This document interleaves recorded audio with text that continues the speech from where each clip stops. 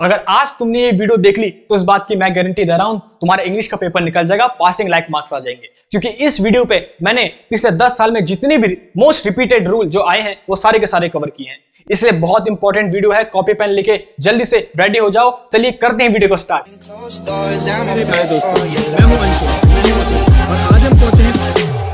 अब देखो, पहला रूल है सिंस और फॉर का। ये बहुत बार एग्जाम पे आता है। मैं पहले इस वीडियो में क्लियर कर दूं, इस वीडियो पे हम सारे जितने भी रूल्स हैं वो सारे सुपरफिशियल लेवल में पढ़ेंगे, डीप ज्यादा नहीं जाएंगे। अगर आपको डीप पढ़ना है तो जब मेरी 120 रूल्स ऑफ ग्रामर की सीरीज आएगी उसमें देख लेना। पहला रूल है सिंस और फॉर का। अब सिंस क्या होता है? सिंस होता है पॉइंट ऑफ टाइम। जब भी पॉइंट ऑफ टाइम या पॉइंट ऑफ स्टार्ट दिया हो, मतलब कोई एक्शन जब एग्जैक्ट किस पॉइंट में स्टार्ट हुआ था वो जब दिया हो तो हम सिंस लगाएंगे। और फॉर कब लगाएंगे? पीरियड ऑफ टाइम या ड्यूरेशन ऑफ टाइम के लिए, जब हमें कोई भी चीज क्लियर ना दी हो। अच्छा, सिंस किस किस कंडीशन में आता है? जैसे 9:47 टाइम जब एग्जैक्ट दिया हो, 9 बजे 8 बजे जब एग्जैक्ट टाइम दिया हो तो हम सिंस लगाएंगे उसके आगे। जब एग्जैक्ट डे दिया हो, ट्यूसडे वेडनेसडे, तो सिंस लगाएंगे। अक्टूबर जब एग्जैक्ट मंथ दिया हो या एग्जैक्ट ईयर दिया हो, या सिंस चाइल्डहुड से पहले, द बिगिनिंग ऑफ टाइम से पहले, shifted to Mumbai, got married, all day, all the time, I left school, इन सबसे पहले हम सिंस लगाते हैं क्योंकि पर्टिकुलर टाइम है, पॉइंट ऑफ टाइम दिया है। अब जब हम फॉर कब लगाते हैं? जब हमें कोई भी चीज क्लियर नहीं दी होती है, हमें पीरियड ऑफ टाइम दिया होता है। जैसे हम बोलेंगे 5 सेकंड, अब हमें पता नहीं है एग्जैक्ट 5 सेकंड है किस चीज के, पास्ट की बात कर रहे हैं, प्रेजेंट की, किस टाइम की हम बात कर रहे हैं, क्लियर नहीं है। वैसे 7 मिनट्स क्लियर है, कौन से 7 मिनट्स नहीं क्लियर है। अच्छा, 2 आवर्स, कौन से 2 आवर्स? 9 से 11 या 11 से 1, कौन से हमें नहीं पता।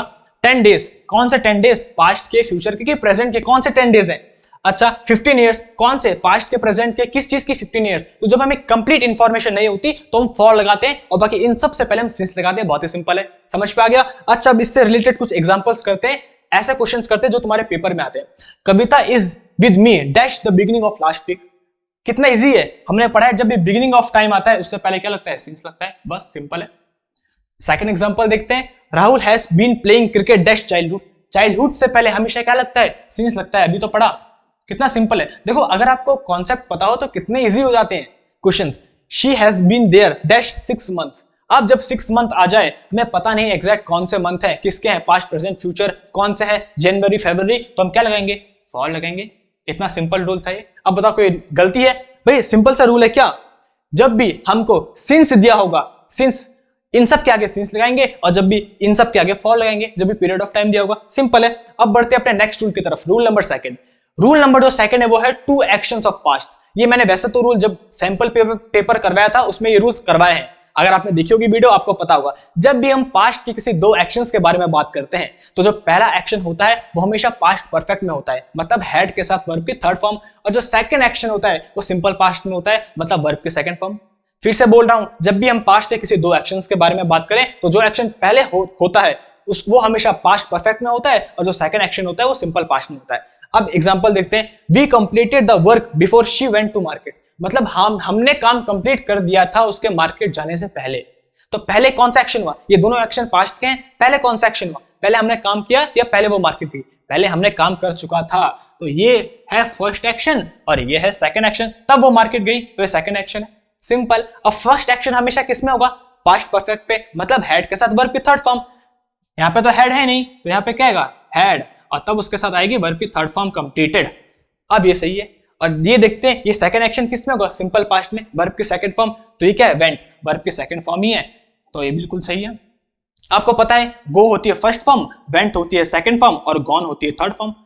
यहाँ पे सेकंड फॉर्म लिखी है तो बिल्कुल सही है। कितनी इजी है, देखो कॉन्सेप्ट पता हो तो क्वेश्चन कितनी इजी हो जाते हैं सॉल्व। अब सेकंड देखते हैं, Rahul had done this work after we had met him. मतलब राहुल ने काम खत्म कर दिया था जब हम उससे मिले, उसके बाद। पहले हम मिले उसके बाद उसने काम खत्म कर दिया था, तो ये है फर्स्ट एक्शन और ये है सेकंड एक्शन। पहले हम मिले उसके बाद उसने काम खत्म कर दिया था, तो फर्स्ट एक्शन किस में होगा? पास्ट परफेक्ट में, मतलब हैड के साथ वर्ब की थर्ड फॉर्म। तो ये हैड है, इसके साथ वर्ब की थर्ड फॉर्म है, बिल्कुल सही है। ये वाला तो इसको चेक कर लेते हैं, ये किस में होने का? सेकंड एक्शन किस में होगा? वर्ब की सिर्फ सेकंड फॉर्म होगी, तो वर्ब की सेकंड फॉर्म यहाँ पे तो हैड है, और डन है थर्ड फॉर्म। यहाँ पे क्या होगा? Second form did. अब सही हो गया। आपको पता है फर्स्ट फॉर्म क्या होती है? डू, सेकंड फॉर्म डिड, और थर्ड फॉर्म डन। बस ये होता है।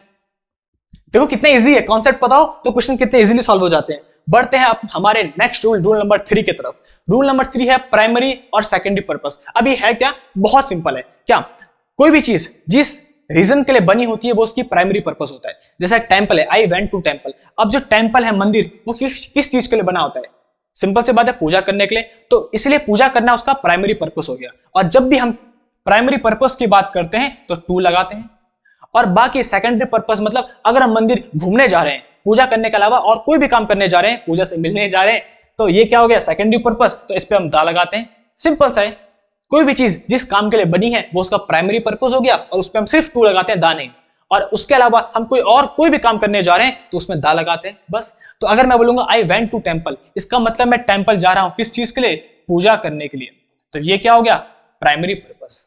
और अगर मैं बोलूं I went to the temple, तो अब यहाँ पे दा लग चुका है, इसका मतलब मैं सेकेंडरी काम के लिए जा रहा हूं। इसका मतलब मैं घूमने जा रहा हूं पर पूजा करने नहीं जा रहा, घूमने जा रहा हूं, चाहे तफरीह मारने जा रहा हूं, कुछ भी करने जा रहा हूं। ठीक है, अब मैं एक और एग्जांपल देता हूं। जैसे मैं लिखूं आई गो टू मार्केट, तो इसका मतलब है मैं मार्केट कहां जा रहा हूं, उसके प्राइमरी काम के लिए जा रहा हूं। अब मार्केट क्यों बना है? बाजार बना होता है कुछ ना कुछ चीजें खरीदने के लिए। तो अगर मैं कुछ चीज खरीदने के लिए जा रहा हूं, प्राइमरी पर्पस के लिए जा रहा हूं, तो मैं केवल टू लगाऊंगा। और अगर मैं मार्केट घूमने जा रहा हूं, ऐसे किसी और काम के लिए जा रहा हूं, तो मैं क्या बोलूंगा, आई गो टू द मार्केट। बस अब आपको समझ पे आ गया होगा, जब भी हम प्राइमरी पर्पस की बात करें तो हम टू लगाएंगे और सेकेंडरी पर्पस की बात करें तो दा लगाएंगे। अब ये देखो, children go to school every day. अब यहाँ पे एवरी डे आ चुका है। तो जो बच्चे हर रोज स्कूल जाते हैं, किस लिए जाते हैं? पढ़ने के लिए ही जाते हैं, प्राइमरी पर्पस के लिए जाते हैं, इसलिए हमने केवल टू लगाया है। अब ये देखो लास्ट वाला, his wife go to the jail for giving this speech. अब जो जेल होती है उसका प्राइमरी काम क्या है? जेल किस लिए बनी है? कैदियों को डालने के लिए। लेकिन जो उसकी वाइफ है वो किस लिए जा रही है? स्पीच देने के लिए जा रही है। इसका मतलब ये सेकेंडरी काम है। जेल जिसके लिए बनी है उस चीज के लिए नहीं, स्पीच देने के लिए, इसीलिए हमने यहाँ पे दा लगाया। तो बस सिंपल सा रूल था भाई, जब हम कोई चीज प्राइमरी पर्पस करते हैं तो टू लगाएंगे और सेकेंडरी पर्पस तो दा लगाएंगे। कितना इजी है, कोई है टफ? अरे इंग्लिश बहुत सिंपल होती है। अब रूल नंबर 4 है एडवर्ब की पेयर। ये बहुत इंपॉर्टेंट है। ये पेयर्स एडवर्ब के हैं, याद कर लो, अभी कॉपी में नोट कर लो और याद कर लो।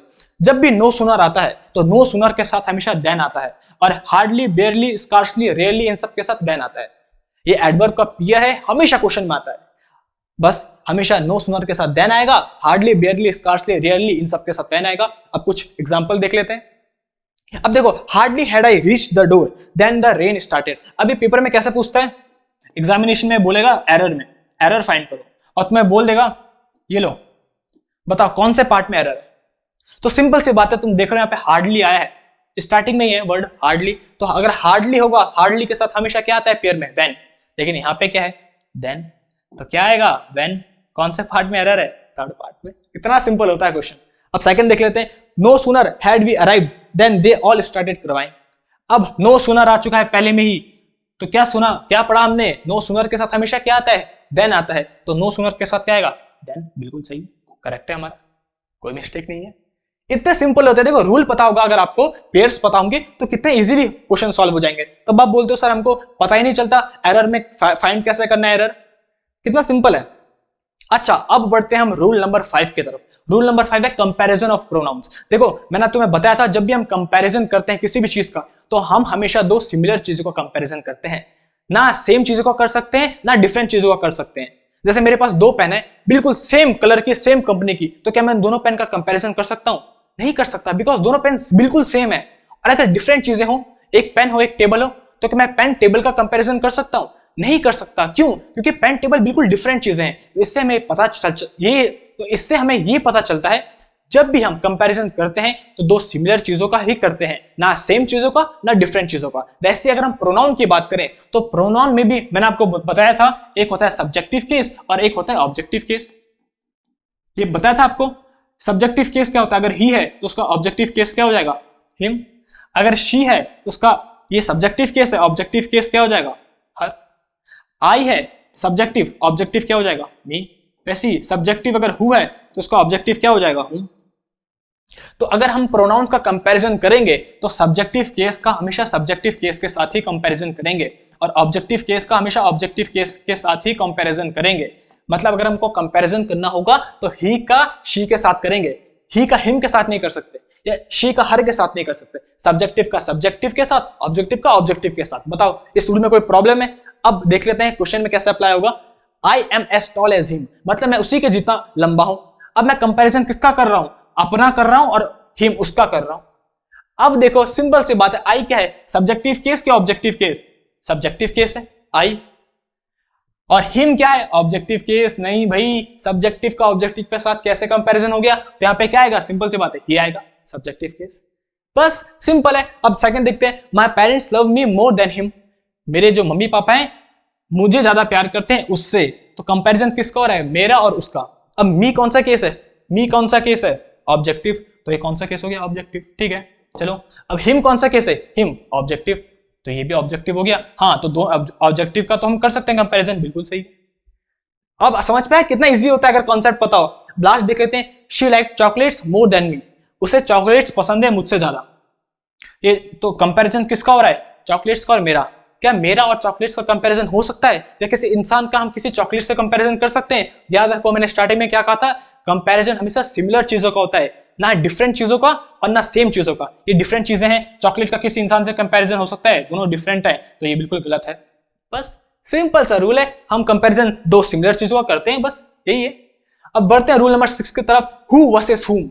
आपको मैंने बताया था, देखो क्या बताया अभी हमने, जो हु होता है, हु हमेशा सब्जेक्टिव केस होता है और हुम हमेशा ऑब्जेक्टिव केस होता है। इसीलिए जो हु होता है हमारा, वो हमेशा सब्जेक्टिव प्रोनाउन के साथ यूज होता है और हुम हमेशा ऑब्जेक्टिव प्रोनाउन का, क्योंकि जो हु है वो सब्जेक्टिव है और हुम है वो ऑब्जेक्टिव केस है।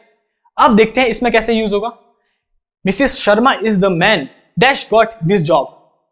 अच्छा, यहां पे मिस्टर होगा, mister Sharma is the man dash got this job. अब करना क्या है, जो भी ये फिल इन द ब्लैंक होता है, ये हमेशा आगे वाले सेंटेंस के लिए होता है, हमेशा आगे वाले। अब हमको सिर्फ ये देखना है आगे वाला सेंटेंस किस में, अगर सब्जेक्टिव केस में होगा तो यहां भी सब्जेक्टिव लगेगा, हु लगेगा, और अगर ऑब्जेक्टिव केस की बात कर रहा होगा तो यहाँ पे ऑब्जेक्टिव आएगा, क्या आएगा, हुम आएगा।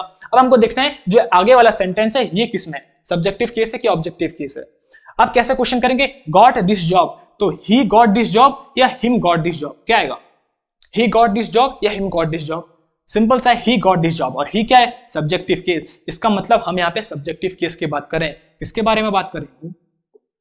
कितना सिंपल है, इतने सिंपल होते हैं क्वेश्चन, बस कॉन्सेप्ट पता होना चाहिए। अब सेकंड देखते हैं, Kavita is the girl dash everyone admires. अब भैया हमको देखना है ये किस में है, सब्जेक्टिव में है कि ऑब्जेक्टिव में। तो हम क्वेश्चन कैसे करेंगे, एवरीवन एडमायर्स शी या एवरीवन एडमायर्स हर, बताओ कैसे, एवरीवन एडमायर्स शी या एवरीवन एडमायर्स हर, एवरीवन एडमायर्स हर, हर क्या है, ऑब्जेक्टिव केस है। इसका मतलब हम यहाँ पे पूरे में क्या बात कर रहे हैं, ऑब्जेक्टिव की, तो ऑब्जेक्टिव क्या होता है, इतना सिंपल है, कितना सिंपल है। अब लास्ट देख लेते हैं, Aman is the man dash God likes. अब बताओ ये कौन सा केस है, सब्जेक्टिव की ऑब्जेक्टिव, क्वेश्चन कैसे करेंगे बताओ, क्या गॉड लाइक्स ही या गॉड लाइक्स हिम, क्या आएगा, गॉड लाइक्स हिम, हिम क्या है, ऑब्जेक्टिव केस, इसका मतलब क्या आएगा, अब आपको आई थिंक सब कुछ क्लियर हो गया होगा, हु कब आता है और हुम कब आता है। हु आता है सब्जेक्टिव केस में और हुम आता है ऑब्जेक्टिव केस में, बस सिंपल है।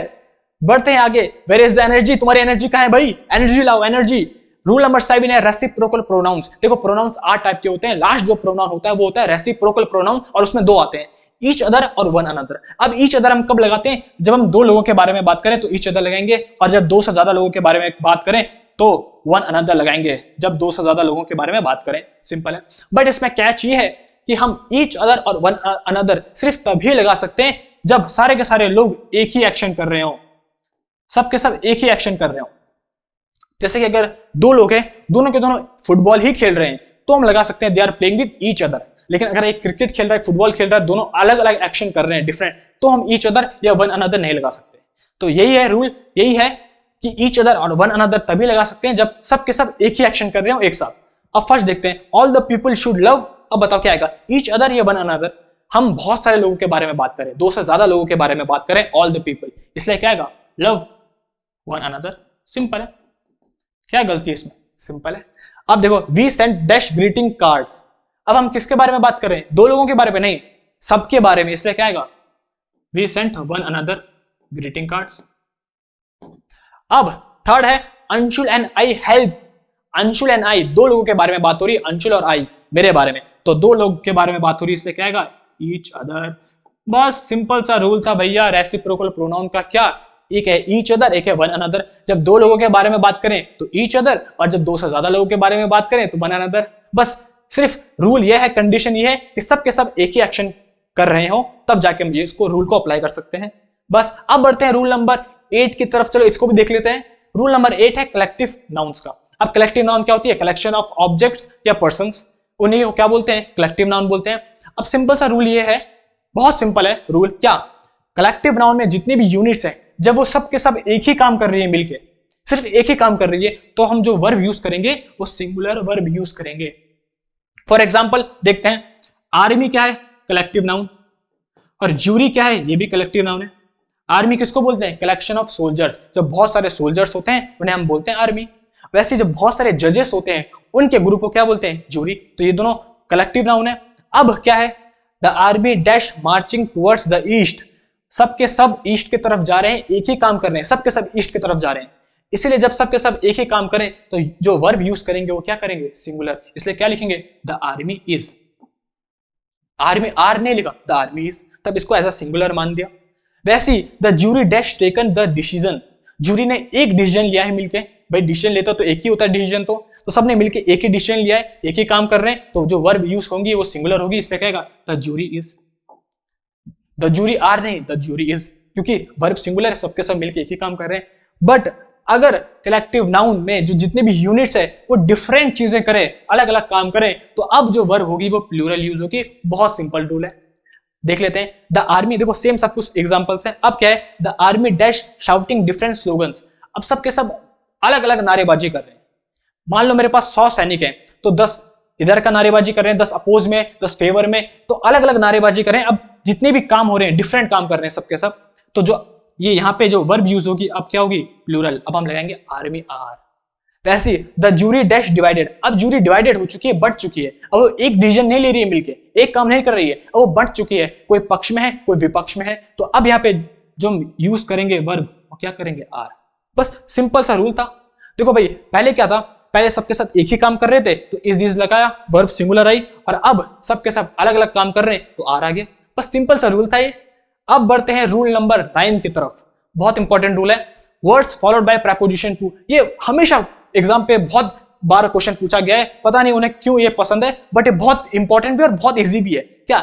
जितने भी ये वर्ड्स हैं, जितने भी ये वर्ड्स हैं, ये हमेशा अपने बाद याद रखना, हमेशा अपने बाद टू प्रीपोजिशन लेते हैं, देन प्रीपोजिशन कभी नहीं लेते, याद रखना। नोट कर लो, जितनी भी वर्ड्स हैं अपने माइंड में बिठा लो। Senior, junior, superior, inferior, ulterior, exterior, posterior, interior, ancillary, prefer, known, married, injurious, addicted, जितने भी वर्ड्स हैं ये हमेशा अपने पीछे टू प्रीपोजिशन लेते हैं, देन कभी नहीं लेते। बस इतना सा रूल है। अब इससे रिलेटेड कुछ एग्जांपल्स कर लेते हैं। आई प्रीफर टी ओवर कॉफी। यहाँ पे प्रीफर आ चुका है और हमने पढ़ा है प्रीफर हमेशा अपने बाद कौन सा प्रीपोजिशन लेता है? टू। तो यहाँ पे क्या आएगा? टू आएगा। I prefer tea to coffee. अब Ram is known to me, हमें पता है भाई जब भी नोन आ गया तो हमेशा अपने बाद टू प्रीपोजिशन लेता है, इसका मतलब बिल्कुल सही है। थर्ड देख लेते हैं, he is junior than me. बिल्कुल गलत है, यही आता है एरर में। जूनियर अगर आ गया तो अपने पीछे देन कभी नहीं लेगा, क्या लेगा? टू प्रीपोजिशन लेगा, तब जाके सही हो जाएगा। बस इतना सिंपल सा रूल था। जितने भी वर्ड्स हैं ये हमेशा अपने पीछे टू प्रीपोजिशन लेते हैं, देन कभी नहीं लेते। अब बढ़ते हैं रूल नंबर 10 की तरफ। हमारे 10 रूल्स कंप्लीट हो चुके हैं, आधी पूरी वीडियो कंप्लीट हो चुकी है हमारी। रूल नंबर 10 है कंजंक्शन के पेयर। इससे पहले मैंने आपको एडवर्ब के पेयर्स करवाए थे, नो सूनर के साथ than, scarcely, barely, hardly, rarely, इन सब के साथ वैन आता है। और अब यह है कंजंक्शन के पेयर।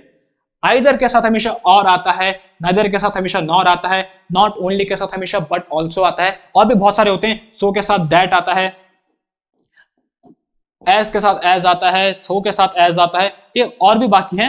ये सब बहुत इंपॉर्टेंट है, याद कर लो। ये सारे के सारे पेयर्स बहुत इंपॉर्टेंट है, एग्जाम में हमेशा आते हैं। दूसरी बात है, ये जितने भी पेयर्स हैं ये हमेशा दो सब्जेक्ट्स के लिए आते हैं, इसीलिए इसमें जो वर्ब आती है वो सेकंड सब्जेक्ट के अकॉर्डिंग आती है, फर्स्ट के नहीं। सेकंड सब्जेक्ट के अकॉर्डिंग वर्ब आती है। ये जो रूल नंबर 10 है, फिर से बता रहा हूं। क्या? पहली बात तो ये सारे पेयर्स होते हैं, आइदर के साथ और ही आएगा, नाइदर के साथ नॉर आएगा, नॉट ओनली के साथ बट ऑल्सो आएगा, और जो इनमें जितने भी जो वर्ब आएगी वो सेकंड सब्जेक्ट के अकॉर्डिंग ही आएगी। अब क्वेश्चन देख लेते हैं। Not only the students but also the teachers are happy. देखो यहाँ पे नॉट ओनली आ चुका है, तो नॉट ओनली के साथ क्या आएगा? But also. तो यहाँ पे क्या आएगा? बट ऑल्सो आ रखा है, सही है। अब इसमें सब्जेक्ट कौन कौन से हैं? पहला सब्जेक्ट तो है स्टूडेंट्स, यह है फर्स्ट सब्जेक्ट। सेकंड सब्जेक्ट है टीचर्स, यह है सेकंड सब्जेक्ट। तो जो वर्ब आएगी वो किसके अकॉर्डिंग आएगी, फर्स्ट सब्जेक्ट की कि सेकंड सब्जेक्ट के, सेकंड सब्जेक्ट के। टीचर प्लूरल है, इसलिए जो वर्ब आई वो क्या है, प्लूरल आ रही। अगर यहाँ पे क्या होता, टीचर होता, सिंपल सिंगुलर होता, तो वर्ब क्या थी, इज हैप्पी। तब आता not only the students but also the teacher is happy. तो जो वर्ब आएगी वो किसका अकॉर्डिंग आएगी, सेकंड सब्जेक्ट के अकॉर्डिंग आएगी, सिंपल सा है। अब ये देखते हैं, we either choose the cats or the dog. तो यहाँ पे आइदर आ चुका है, तो इसके साथ क्या आया, और आया। नॉर नहीं आ सकता, आइदर के साथ हमेशा और ही आएगा, बस सिंपल सा है। ये था रूल नंबर 10। तो ये था तुम्हारे 10 रूल्स। मैंने इस वीडियो को 2 पार्ट में डिवाइड किया है ताकि तुम इजीली देख सको। बाकी के जितने भी रूल्स हैं वो नेक्स्ट वीडियो में है।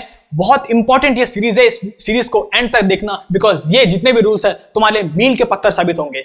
इसीलिए जल्दी से उस वीडियो को भी चेकआउट करो। मैं मिलता हूं तुम्हें नेक्स्ट वीडियो में, बाय बाय। मेरे प्यारे दोस्तों, मैं हूं अंशु और आज हम पहुंचे हैं